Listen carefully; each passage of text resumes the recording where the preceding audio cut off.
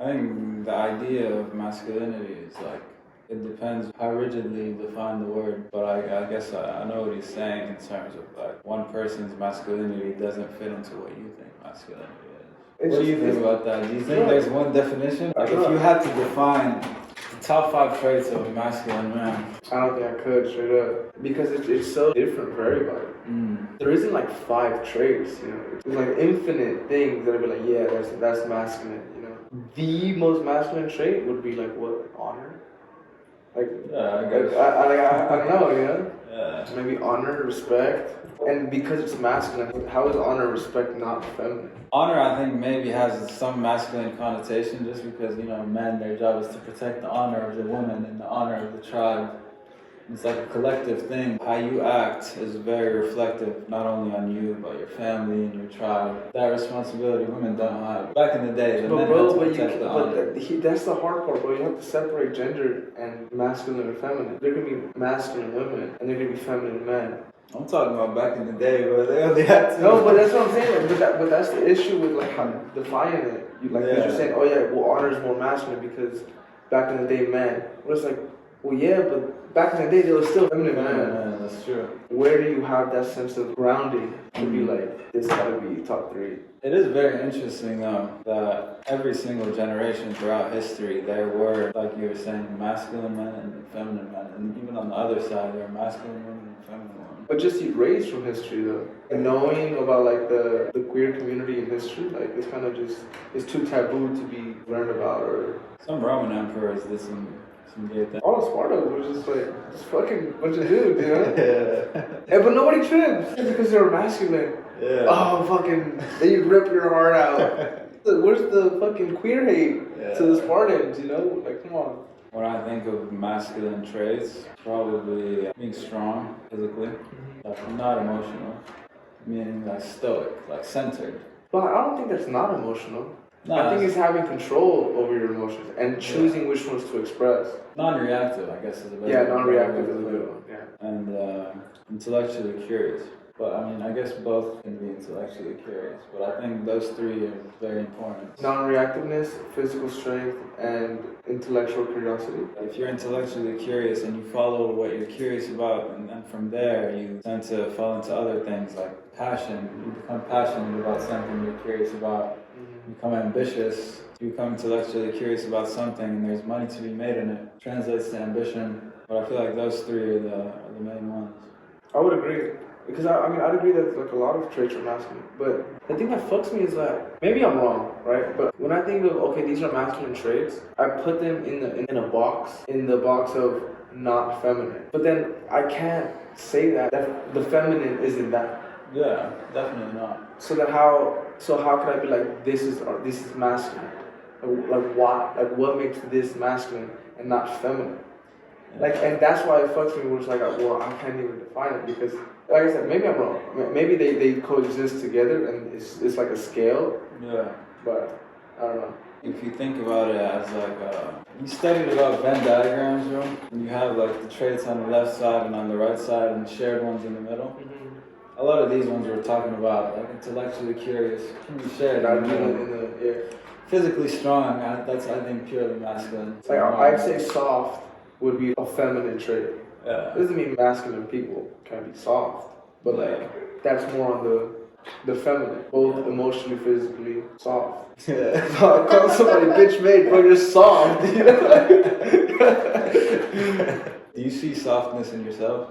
Sure, bro, of course. In comparison to the type of person I used to be, I've gotten a lot more comfortable with softness and expressing that. But also softness, but not weakness, you know? As a way of showing strength and not, I have no choice but to show softness because I'm weak. You're either soft about certain things by choice, meaning you choose to get emotional about them because they mean a lot to you, versus you're soft about things because you just aren't strong about it. The exterior world got a grip on you. Yeah.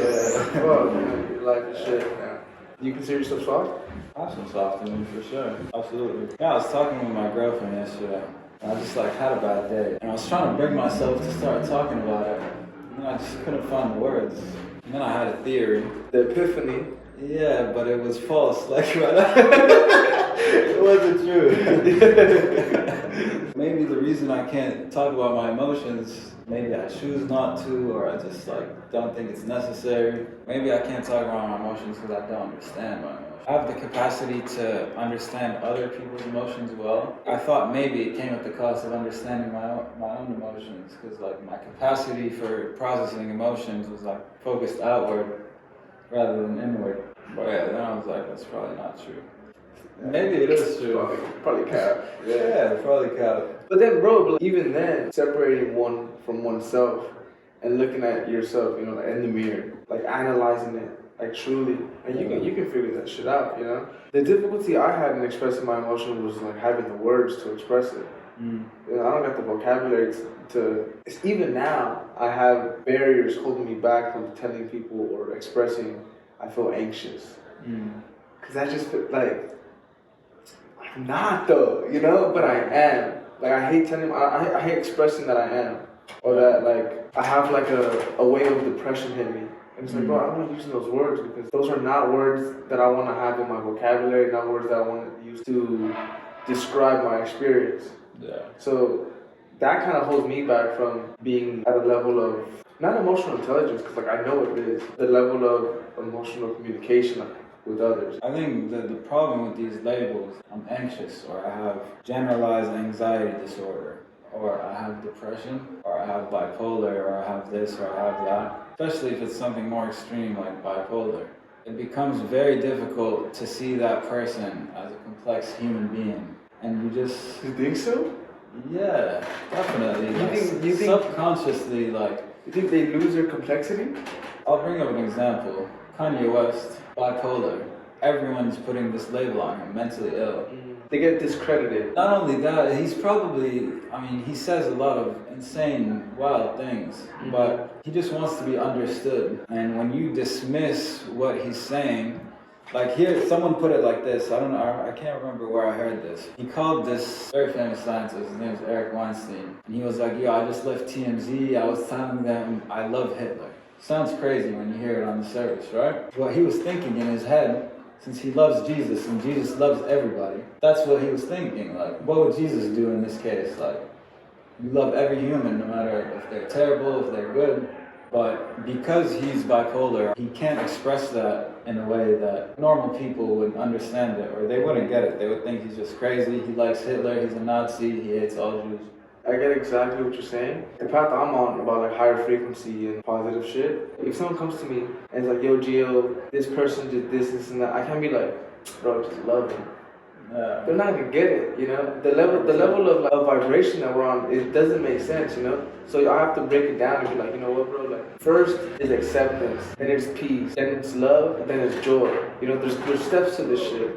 But Kanye went full love, and it's like, bro, nah, like, I get what you're saying, right? Like, yes, Jesus, but Jesus was on such a 600 plus frequency, bro, that people aren't gonna get it. When he said it, I was like, bro, you're so stupid for saying that. Because although I understand what you're trying to say, the masses are not gonna get that. You skipped so many steps, bro. But I don't think that has to do with his bipolarness. It's just like lack of awareness of the public awareness of the high level frequency shit that you're saying. Because what it is about, oh, love humans, love everybody, that's some high frequency shit. But people just don't get it. Nah, I like that terminology, the frequency terminology. It is, bro. That's what it is. Because if you look around, most people are on the same normal frequency. And then you have these odd people here and there who just understand things a little bit more. And then you look around and you see people who understand things a little bit more. The more you understand, the happier you become. And like Kanye was saying, just love. Bro, people would even have resentment for you loving someone who they feel is undeserving of that. Like what Kanye was saying with Hitler. But like, nah, bro, like you don't get it. Bro's at peace. At least at that time, he felt his finding his peace. Yeah, you know? Would you agree that most people would benefit from being on a higher frequency? Oh, everyone will, bro. That's what Jesus was on. For sure, bro. For sure. Everyone will benefit from a high frequency. The problem I think that people have is lack of awareness. People don't know there is a frequency. I think frequency is just one term that you use to describe it, but you can get there without ever knowing what a frequency is. Yeah, subconsciously. Yeah, I agree. That's what I'm saying. Like, but once you know, then you can work on it. Some people like get good at it without even knowing it. That's what they're doing. A lot of people, they just naturally get there, or they have something wired in their brain that just makes them think very differently. And then you have people who work to get there. When you get down to it, everybody's saying the same thing. Religion, stoicism, grind set. It's all about raising your frequency. But it's just different pathways, different vocabulary, different mindsets. Someone who gets there through the religious state and someone who gets there through the grind state is going to be like, yeah, they're on the same vibe of peace, of love, of like experiencing positivity. But then one would say, God gave me this gift, and the other one would say, I took that shit from the ground up, you know? Yeah. It's like, yeah, bro, but you guys all found the same level of peace. It's all the same frequency. Many paths leading to the same place. Yeah, it's always the same quest. I think everybody I think everybody's looking for peace, but I don't think everybody is looking for peace. I don't think people know that they're looking for peace. I feel like everybody is after like monetary gain, and they don't understand that monetary gain is just a means to an end to find peace. I think with it will come peace. You use that monetary gain to buy your freedom, to do what brings you peace. This is an interesting question. Me, when I was younger, I wanted to get very rich because I wanted nice things. For sure. Like Ferraris, mansions, boats, all that. Then as I'm growing up, it's a little bit less important to me now. You still want it, just less important. Yeah, I'm gonna have them. Yeah, we're gonna get it. Yeah, just cause. I think it'll be a phase, like get it out of my system, and then I'll be good. Let's say you reach crazy status in terms of, you know, your influence over society, your money, and you buy all your time back, meaning you can't work anymore. What would you do with the rest of your life if you can't work? I try my best to influence others to elevate their frequency. How would you go about it? Doing this? Yeah. You know what I mean? Like how else am I gonna spread the word? Right? And then it goes back to the same shit, religious, like spread the word of Jesus, spread the word of God, you know? It's the same thing, bro. I'm trying to spread the word. Yeah, I'm not doing this shit for money. I'm doing it because like someone's gonna see it and be like, damn, it is frequency. Dang, you know? It is a means to an end. Yeah, that's what I do. That's what I tell people, bro. I feel like no one's gonna listen to me until I get rich. Have that boat and cars and shit. No one is gonna give me the credit until they see it in the language that they see success in. You know, they see success as XYZ. Once I get XYZ, okay, now tell me how you did it. And then I'm gonna be like, well, bro, actually, it's this. Now they're open-minded to be like, okay, well, now I can do that. What about you? What would you do, bro? No more worries and shit. I'll just train, bro. Train? I would train. I would probably just read books and work out a lot, like push my body to insane limits. Try to inspire, but less through words and more through actions. Inspire to do what though? Try to inspire people to become the best version of themselves possible. I don't want people to be on their deathbed thinking, man, I should have done this or I should have done that. Or what if I did this and what if I did that? I think that concept scares me more than anything in my life. Once I fully master that and get to a point where I'm doing everything that I say I'm going to do and I push myself to limits that people didn't think were possible, and I have this like stack of undeniable proof that I am who I say I am, then after that, I'll try to help other people get there through showing them the way. We're on the same mission, brother. But I like what you were saying about how you got to get some power first in order for people to listen to you. Unfortunately, bro, because I think it's fortunately. You can't just give every motherfucker a platform. I mean, you can. I think you should if the message is true. If the message is truth that people are speaking, then it's important to give them that platform. Like, you don't want to have the voices, people who relay things that they have heard but haven't even implemented yet in their own lives, and they haven't been able to get that stack of undeniable proof. Yeah. But even now, like I'm implementing shit that I've heard, shit that I've read, right? But I'm not gonna implement shit that I haven't done. Also, you know, I'm not gonna tell you to go fucking do shit that I haven't tried or done. I'm giving out guidance, the shit that I've done. Still, no one's gonna listen until I get. Nah, but people will listen. Some people will listen. I agree. Some people will listen. I think you are a lot further in your journey than so many people. And everyone who's behind you in that journey, and even people who are ahead of you, can learn a lot from you. A lot of times, what very successful people will do is they just shut up and listen. You gotta assume you can learn something from everyone. Everyone has something to teach you. Too many different perspectives for you not to listen, bro, and appreciate that. I feel like the journey of learning, it starts with when you start getting into a subject, you become better at it than the average person. So you having an ego, you think you know everything. Then you continue to get better at it and you continue to learn more, then you realize you know nothing about the subject. I think Socrates said that. Yeah. The only thing I know is that I know nothing. Yeah. He says, I cannot teach anyone anything. I can only make them think. I'm just sitting here as like a reflective mirror. You have to scramble your own thoughts, you know? Bro, with this AI shit, no one's gonna be thinking anymore. You don't think so? You don't think so? I think so. I think that people are, bro. People are thinking, bro. At least all the mundane thinking that you have to do, like for school, for classes that you don't care about, you don't gotta think anymore. But you don't think that's a positive thing? Because I would see that as a positive thing. Like me, I don't want to be a fucking chemist. But if I take this chemistry class and I can have AI help guide me through it, I have more brain energy to focus on things that I do like. So then I'm doubling down on the creativeness, on this and that. Yeah. Because I'm not wasting my energy on shit that I find obsolete. Yeah. I think there's a base level of knowledge that everyone should have. You should know about history, some literature, like you should know how to speak, know how to read, know how to write well. Bro, do you think there's eventually going to be a law to prevent minors from using AI because of that? Bro, think about, I have sisters using AI, and they're fucking 13, getting through these, what they believe are mundane tasks. Yeah, but... So, bro, think about it. Like, bro, it's like, okay, look, you can start implementing AI as soon as you turn 18, because from whatever to 18, you need to have this core sense of knowledge that you need to do. I think now that we're older, we know what we need to learn in order to better ourselves. But when you're young, you don't know what's important and what's not. You need some sort of system to guide you. Yeah, I agree. Like, we can argue about whether the school system does it correctly or not, but that's besides the point. You need a system. Whether you're homeschooled or you go to school, you have to have a teacher there to guide you while you're learning. I can only imagine this next generation, they're going to be speaking in memes and like... Bro, we already are, bro. I'm like, I be speaking in memes sometimes. I do it too. I do it too. It's funny, bro. Should have seen me at the gym today. I did. You look incredible. What were you hitting, chest? Yeah, chest. What about you? Fucking active wrestling. Boring as fuck. What you weighing back right now? there. 163. Damn. Damn good or damn bad? Just damn. Just damn. Yeah, but not good or bad. It depends on your goals. I don't have a weight goal. I have like a aesthetic goal, you know?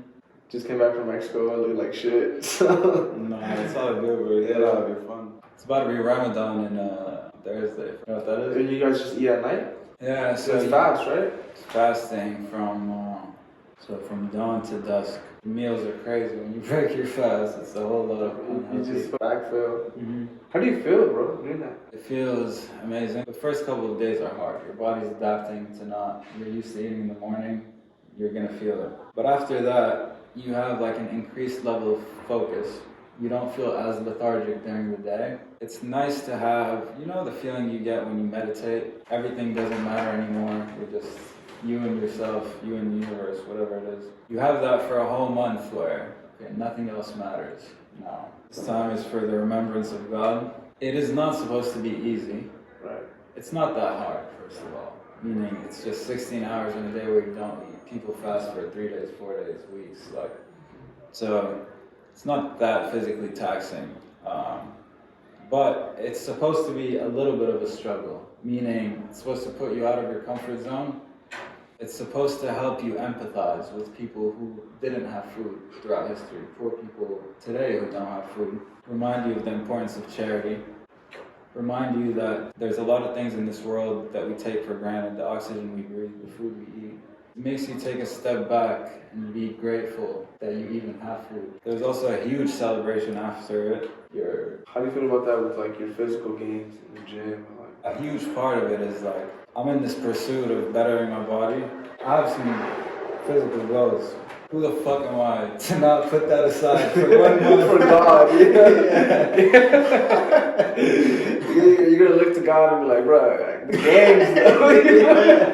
Yeah, that's right. I have selfishly been thinking about like, how am I gonna maintain? I think the goal in it is to maintain. Like, it's gonna be very hard to grow and progress.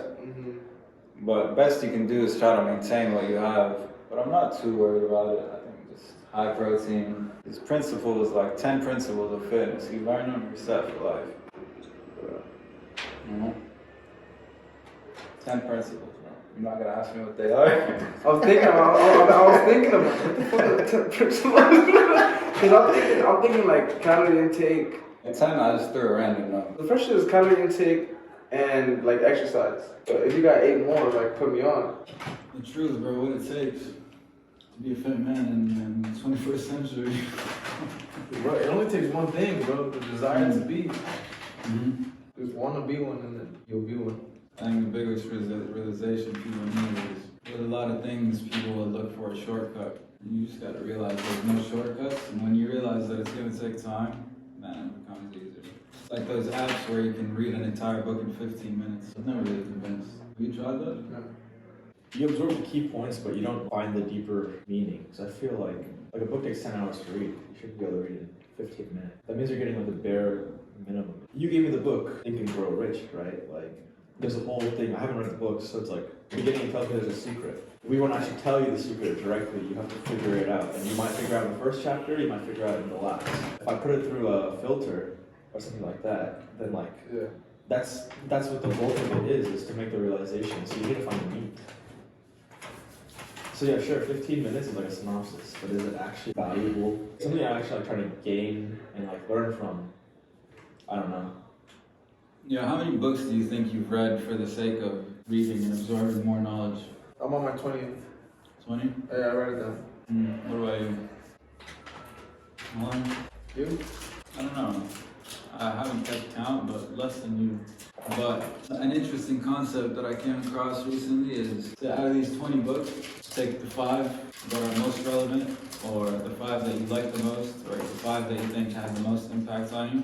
You reread each one 10 times, and you don't stop until every lesson you've learned in that book reflects directly in your life. If it's not reflecting in your life, it means you didn't get shit from the book. That's what I did for a long time. I was just reading these books, picking up like little cute lessons here and there, but I wasn't making it an active intention for me to find ways in my life where I can implement them. There's a few books where if you literally just like every single lesson in that book, you take it and implement it directly into your life, that's all you need. Yeah, I have that section. I dissected my books between the ones that I have to recommend everybody and some that like you're good without.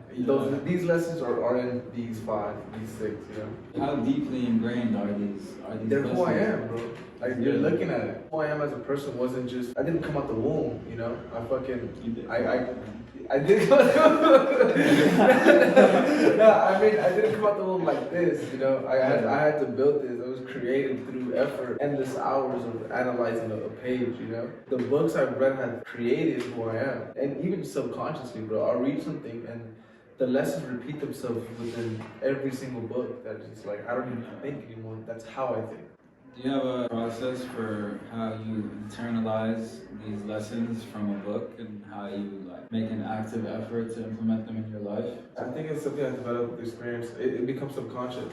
Mm-hmm. And because like the more you read, the more of the same message the books like will tell. Mm-hmm. That it just reinforces the subconscious program. Reinforces.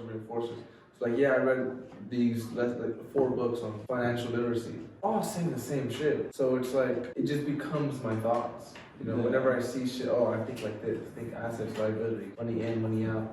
Mm-hmm. Same thing with spirituality. Everything's saying the same thing about vibration. Just different perspectives. So it's not like taking this specific quote and using that to live my life by. Like it's just everything. Yeah.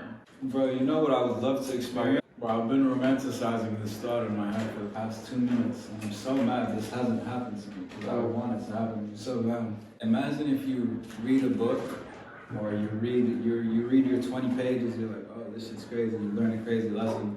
The next day, you go like, all right, I'm gonna implement this today. You go and implement it, and it works so well, that you just get this crazy excitement to go back tonight and read more of that book. Have you ever had that feeling? That happened with me with I'm jealous, bro. How to Win Friends and Influence People. It's fucking amazing, bro. What happened? What was the context? For most of it, it shines a light on things that I was doing wrong subconsciously, without thinking of it, without having a name to it, you know? And then it gives you the concept of it and the idea of what you're doing and how you're communicating. Because you become aware of it, you start doing it more. It says about eye contact and hand movement and tonality, pausing. Like, bro, like, you know what I mean? It's fucking crazy, bro. Yeah. And so once you become conscious of it, you start practicing it consciously, it becomes subconscious, and then shit just implements perfectly. I love that, bro. I think that's why, like, being able to people watch, like, everybody loves people watching, but it's like, why are you people watching? Most of the time it's for entertainment, or like you're bored. But for me, it's like the second I started paying attention to how people behave. It's literally you two, like, when I see you guys and like we're out in public and I see you guys talking to people, that's literally what I'm doing. Is like, honestly, I'm like, why do people like you? Like, I'll literally, not because you guys are good people, but it's like, all right, like, you can go around and you can become friends with anybody. You can go around and I think you can get along with anybody. I think I'm similar too. We're all different people at the same time. So it's like, we're not molding ourselves to other people at the same time. And you're not implementing a quote from a book, right? But it's just, it may be reinforcing that behavior. But it's like, you have to be able to go out in the world. And people watching is one thing, but reading people is probably the most useful skill that anybody can have. Why are successful people successful? Why are people that are hated? Why do I think this person is dumb? What values do I hold that I think that this person doesn't have value to me, or I can't learn anything from them? Maybe even a person you think you can't learn from is probably the person you can learn the most from, if anything, because they're not replicating or mirroring a behavior that I feel has value. And that's actually wrong on my part. That's actually where I feel I can learn the most. That's why I'm starting to kind of change my thinking. That's why I like reading the books, because I think it kind of reinforces that, right? Like, outside perspective. Right. Very, very interesting that you say that, because I was recently reading this book. I don't know if you can really narrow all this down to a science, like charisma, what makes people likable. But you're saying how you observe people and certain things that they do make them more likable or less likable. She narrows it down literally all to a science. If you're talking to someone and you have your hands behind your back, it kind of shows you're hiding something. If you have your hands in front of you like this and you're covering your gut area, it's like an instinctive way of like protecting yourself from someone. Same with when you have your arms crossed. You create a barrier. Yeah, exactly. When you have your arms on your sides like this, like you're trying to take up more space, which means you're trying to assert some dominance. If you have your arms just by your sides, you're relaxed. It's very fascinating. She takes the most charismatic people in history and she breaks it all down to a science. Like, what about them makes them charismatic? It's called like social cues, something. Trash. Alright, so Mohammed is Sagar show now. Yes, sir. Get ready for some degeneracy. The scale that she talks about in the book is like competency and warmth. Like if someone is too warm, meaning they make you feel too comfortable and they're low on the competency scale, you don't take them very seriously. And if someone's too competent but has zero warmth, it's just like a cold motherfucker. But charisma is like a balance between both. You're both competent and warm. People respect you not because they fear you, but you make them feel comfortable and they fully trust that you know what you're saying. And that's like Obama, like funny but also knows how to speak. It's like sometimes I think I'm not the best communicator. I don't realize my own strengths and my own weaknesses as a communicator. But having someone there to point out what they think you do well and what they think you don't do very well, probably very helpful. I know this is not an example that we can generalize, but me personally, I didn't know I had somewhat decent hand gesturing, but now I know that.